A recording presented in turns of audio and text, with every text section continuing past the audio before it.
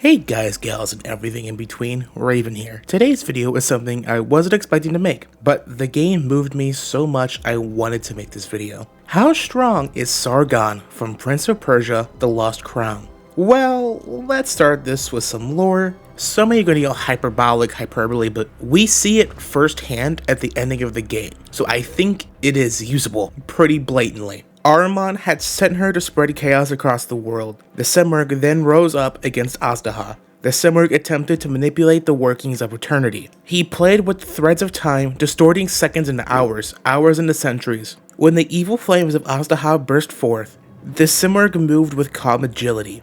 He slowly dodged her lightning attacks. With claw strikes, he tore the veil of time, disappearing and reappearing in the past or in the future. Time was his shield, space his sword.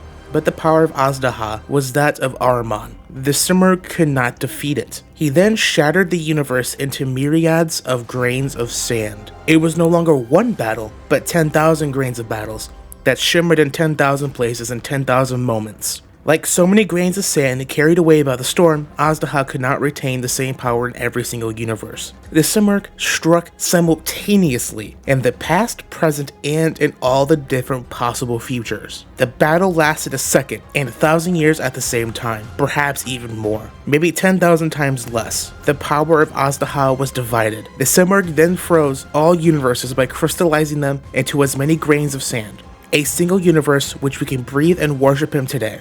In this universe, a weakened Azdaha was defeated and thrown into the depths of Mount Koth. With all the grains of sand, crystals of universes forever extinguished, so many universes that were once possible, but whose history will never be written, and which still form today the Brocken Dunes of the Pit of Eternal Sands. All of this is substantially backed up by the game story itself and how the ending's handled.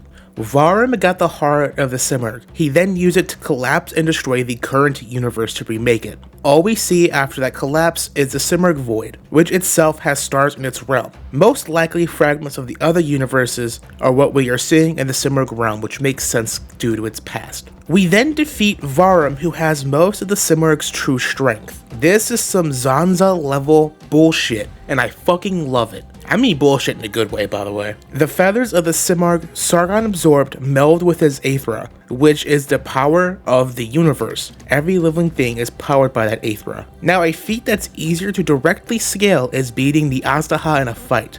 While not being at the same strength, it should still be in the multiversal range. Azdaha was a being that a god like the Simurgh could defeat. It had the power of Ahriman, which, if you know anything about Prince of Persia, it is the strongest being in the entire verse. Which to me alone should be a multiversal feat at the barest of minimums. Sargon could also make a pocket dimension with stars, but it could also be a portal to another dimension the Simurgh makes. Either way, Sargon scales to that because he has the power of the Simurgh and can defeat Varum, who had the Simurgh's heart, which is the core of the bird. He should also scale to infinite levels of speed since time is severely dilated and downright frozen during the events of Lost Crown. He could also reverse time solely on himself, allowing him to go back to the past events or positions. He does this by bending time and space at his whim and at his leisure. Should be fourth dimensional at a high multiversal level. I want to say low complex, but no one has 5G or 60 feats. This all depends on how you want to scale, like Solaris from Sonic. If you believe Solaris is low complex or in the complex tier, then so would Sargon and the Simurgh. That's all I have for this video. I hope you enjoyed it. Like, comment, and subscribe. Raven out. Peace.